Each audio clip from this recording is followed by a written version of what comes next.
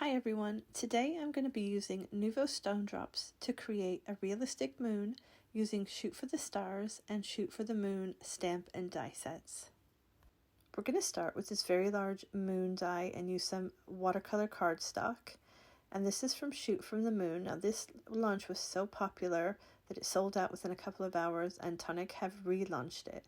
So the stone drops that we're using to create the moon are Chalk White, Blue Mist, Belgium Bluestone, Morning Fog, and Boulder Grey. We're also going to be using a little bit of Shimmer powders, Storm Cloud, and Meteorite Shower. This is actually a really easy tutorial, but it's more a visual than me going through and talking about things. So I've left the stone drop kind of my palette there on the right hand side so you can see which colors I'm using. And really all you're doing is you're building up layers. You're building up layers and you're building up colors. Now I found the easiest way to put down the first layers was to kind of tap it. Now it does make your fingers a bit funky, and also the best thing I found is just to have a little bowl of water on the side and to dip your fingers in the water rather than keep wiping them on like a wet wipe or something. I just found that this removed the stone drops a lot quicker. So I'm just going in, and between each layer as well I'm allowing it to dry. Now you can use your heat gun if you want, or you can allow it to dry naturally. As long as the layers aren't too thick, it won't take very long to dry.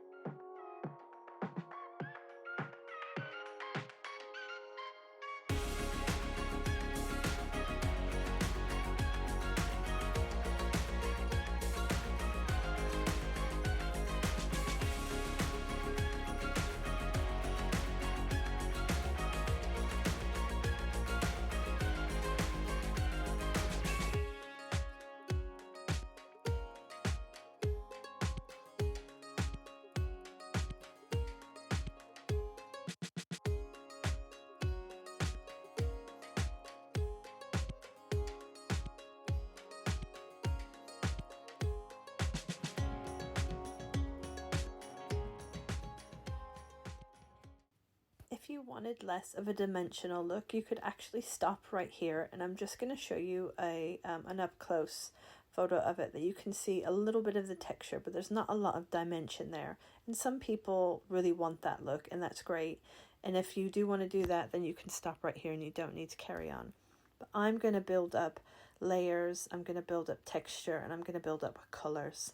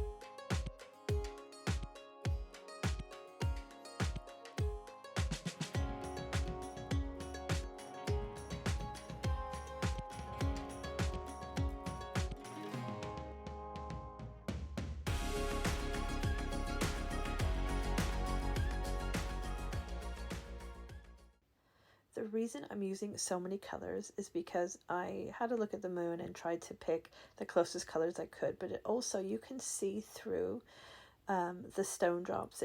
They're not like 100% opaque when you're mixing these colors because the layers I'm putting down are so thin.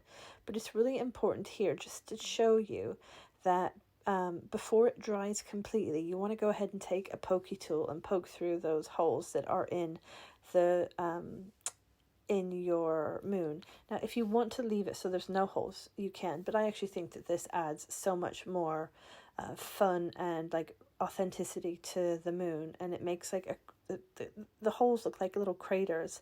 And we're going to go ahead and fill those in with some of the shimmer powder just to give it some more depth. And I think this is a really cool part of this tutorial.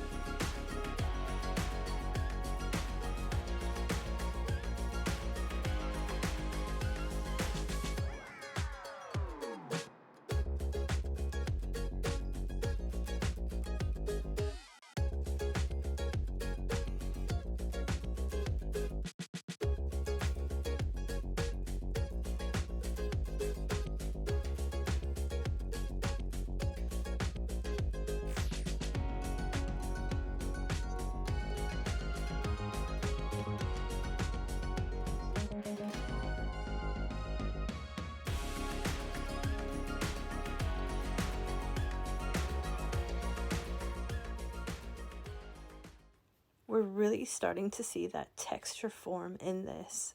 You can see those shimmer powders, and you can see all of that texture with the stone drops building up those magnificent layers.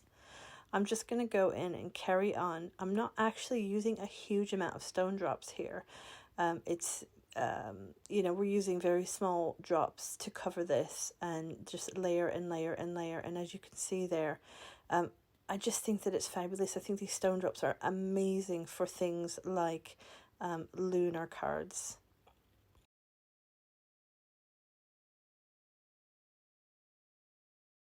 Now that we have the texture that we want, so the optimum texture, I'm going to go in, and this time, instead of tapping with some stone drops, I'm going to take it and put some on my mat, and then I'm going to go ahead and rub it on with my finger. And this is because I don't want to create any more texture, layers of texture, but I want to create some depth and shadow and light just by rubbing over the sort of the craters that we've already created. And this is like kind of putting the cherry on the top, you know, it's finishing off that project so everything looks exactly the way you want it.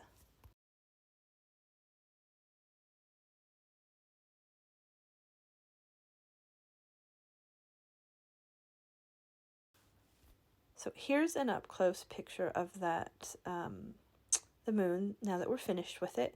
And you can see like all those little craters and the holes that was part of the original die cut, and all those wonderful colors as well. So here's another one I did that I think this was just like 2 layers, and I wanted to show you the difference when you are building up. So one's really flat color and the other one is really textured, and it's got a lot of depth, and it's just fantastic. But I like the one on the left as well, and I think that there's a place for that in card making, and I'll use that on a separate project. I decided to go ahead and make a card with this moon. I thought it was too nice not to do that. I've used Shoot for the Stars for the rest of the dies and stamps, except for this original moon, which is Shoot for the Moon. So everything, all the links to the materials and both of these stamp sets are going to be in the description below, plus all the stone drops that I've used as well.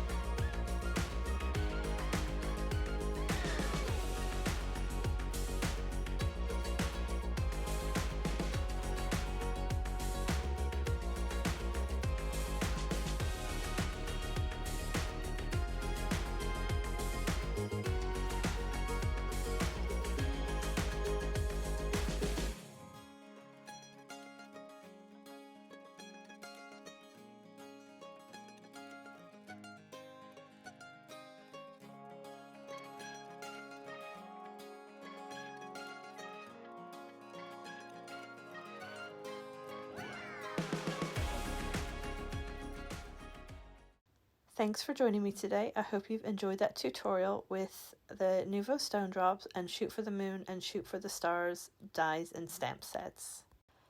Thanks for hanging out with me today and watching my tutorial with the Nuvo Stone Drops, plus the Stamp Club Shoot for the Moon and Shoot for the Stars. I'm going to show you a couple of other cards that I made with these sets.